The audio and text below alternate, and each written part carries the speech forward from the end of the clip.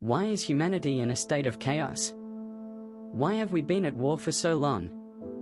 Why have we been plagued with disease, lack, and misery?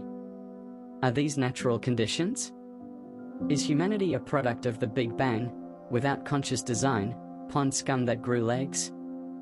The progeny of a breeding pair placed in a magical garden? Are we an amnesiac race on a quarantine planet? Why have we, as a human race, been suffering for most of human history? Why, if we were immortal, have we been dying young?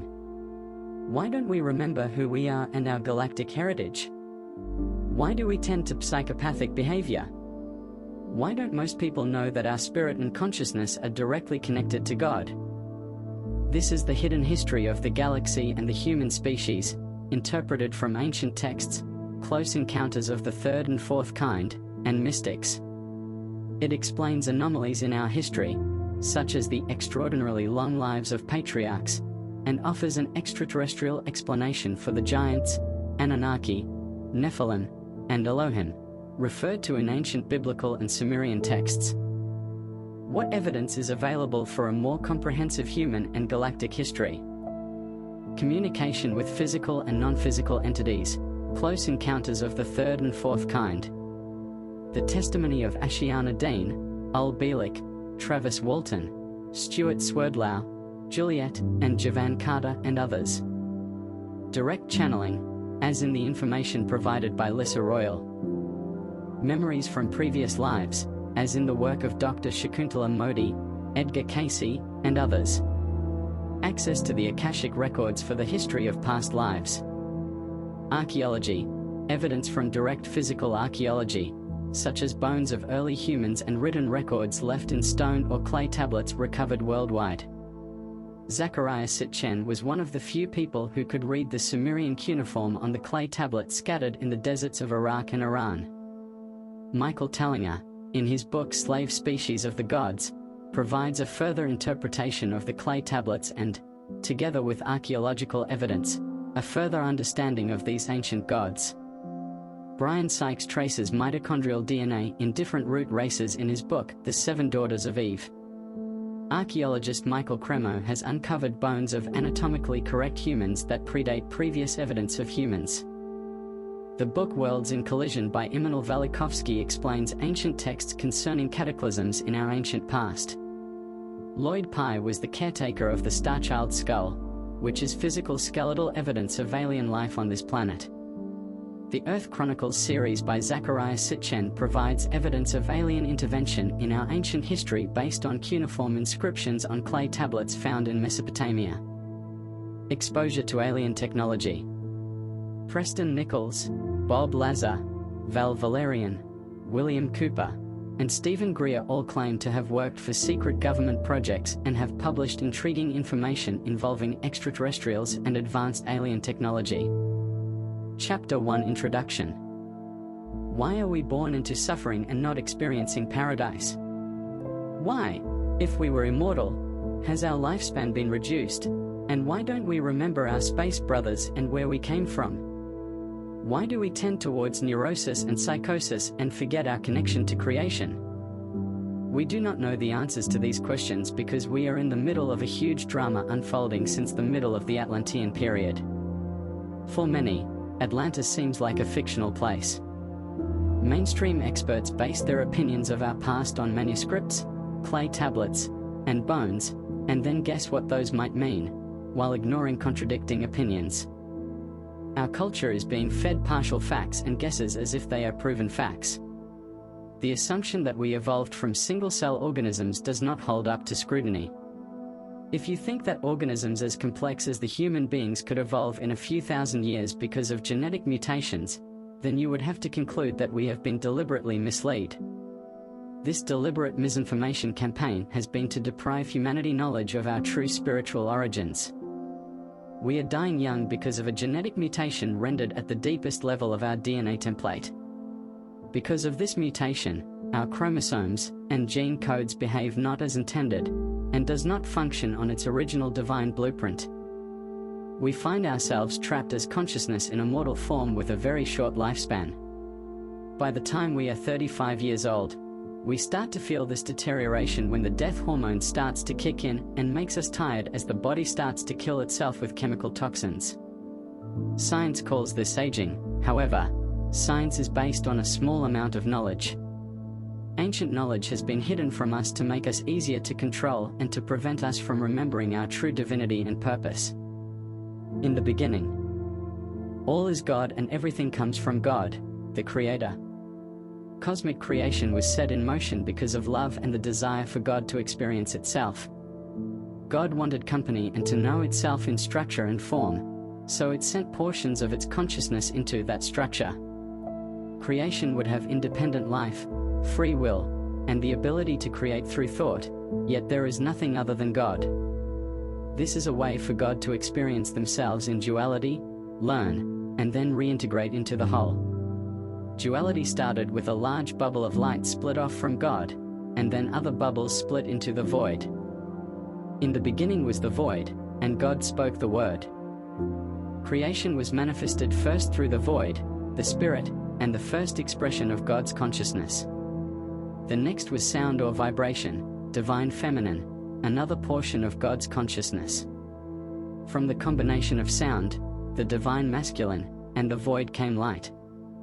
Unfortunately, for many eons now, the fallen races have been trying to convince us that God was created in the image of man. That is not true, as we were created in the image of God.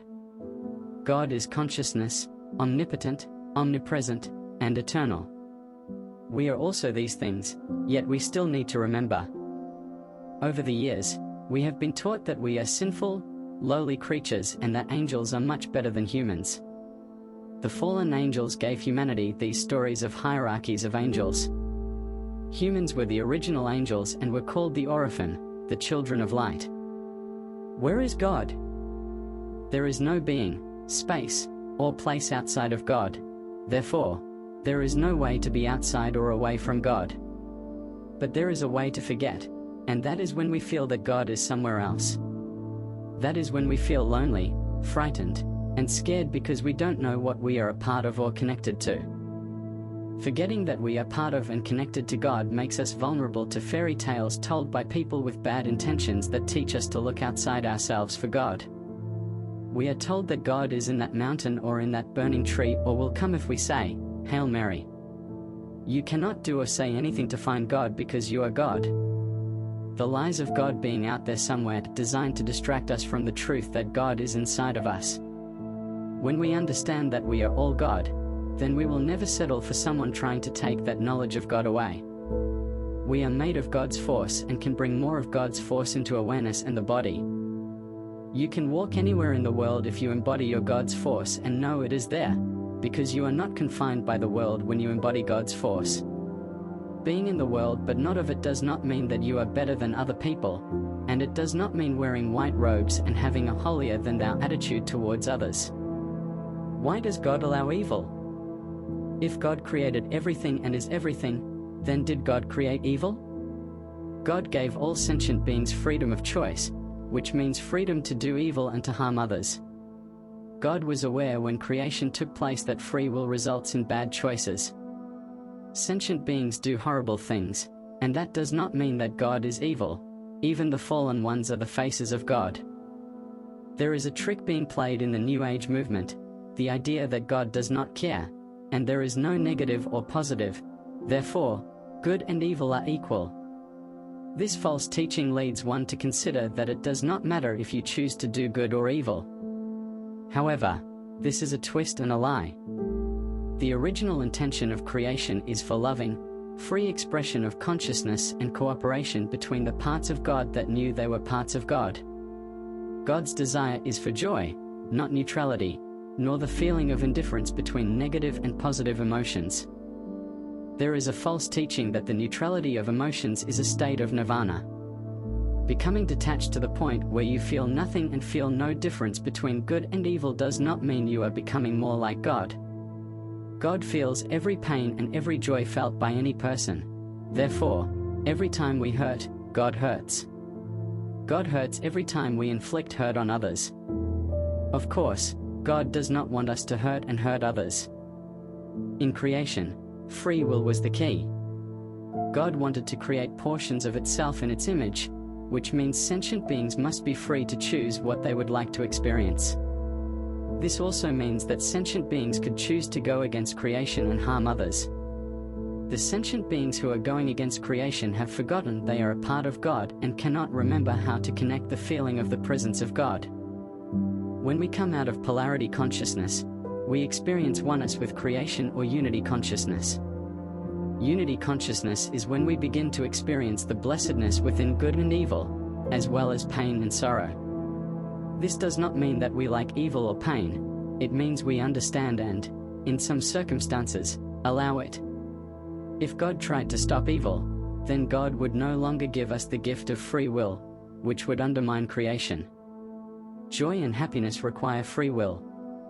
Sentient beings have distorted creation by choosing evil, but if this were not allowed, then creation would not take place. There is a rebalancing, and this is set into the structure of the cosmos. Because God's original intention was perpetual, eternal creation, the ability to self-sustain is built into the structure of the universe. If, at any point, creation gets too far out of balance, then there will be a rebalancing.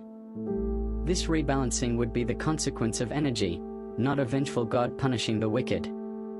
This rebalancing means that we will experience the consequences of our actions. We get shown the consequences of our actions in little ways. However, greater harm results in more serious consequences. How did we get into this mess? When did it first begin? Why has evolution not been progressing as it should? Why are we still killing each other? What causes psychopathic tendencies in humans? This mess began with the Anunnaki races, code convolution, and subsequent wars over 250 billion years. The founders created three distinct race forms: the Anahazi Elohai Elohim feline hominid, the Inu Brahmarama cetacean race, and the Ceres Seraphi Seraphim avian hominid. The Lyran constellation is the cradle of life in this galaxy. These three races were seated on three planets: the Elohai Elohim on Lyra Arimatina, the Brahmayama race on Lyra Avayan, and the Seraphi Seraphim on Lyra Vega. The Emerald Covenant is an agreement between the three founder race consciousness collectives and any species that would create peace in the galaxy and a co-evolution system where they would work together in harmony. There are 12 stargates between Density 4 and 1. Density 1 is third-dimensional reality. The stargates allow manifestations to come into physicality to create matter and for interstellar travel. Lyra Arimatina is the location of the original stargate, the entry point from higher dimensions.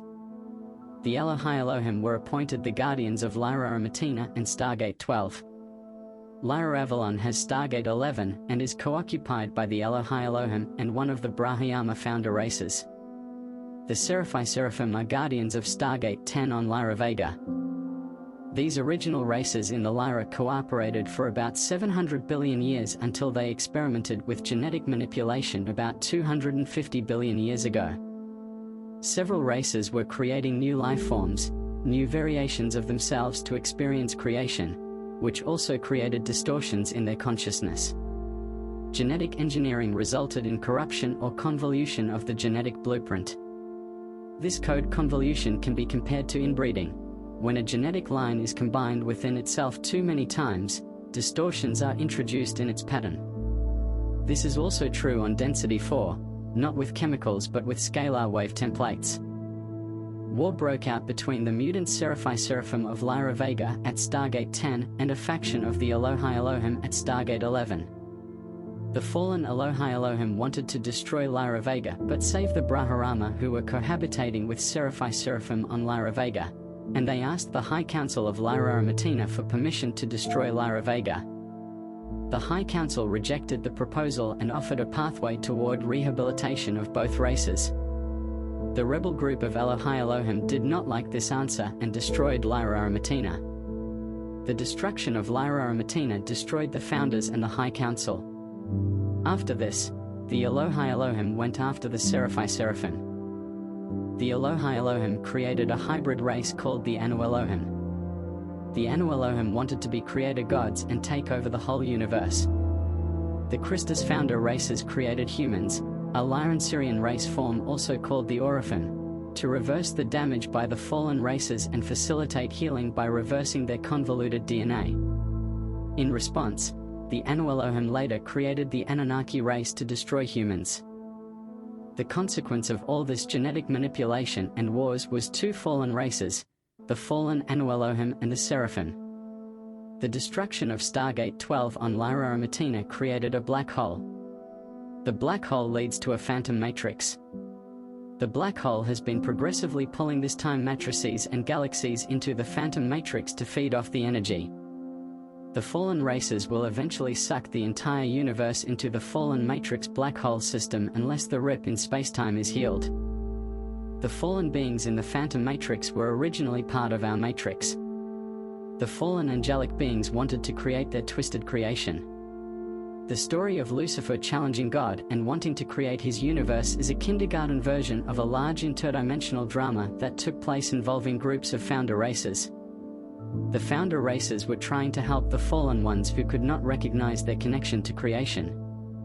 The fallen ones were trying to take over the known universe to become creator gods, and this is how they ended up in a black hole matrix. This drama has been ongoing, and we are now in the time of closing this grand drama, which has spanned hundreds of billions of years. The end to the conflict will either go in the direction of the fall or towards the redemption of the fallen races. The phantom time matrix has pulled in so much frequency that it has more frequency than this time matrix. To create enough frequency to reverse the damage and to bring this planet and time matrix back into its natural order, it is necessary to create anchors in two other time matrices.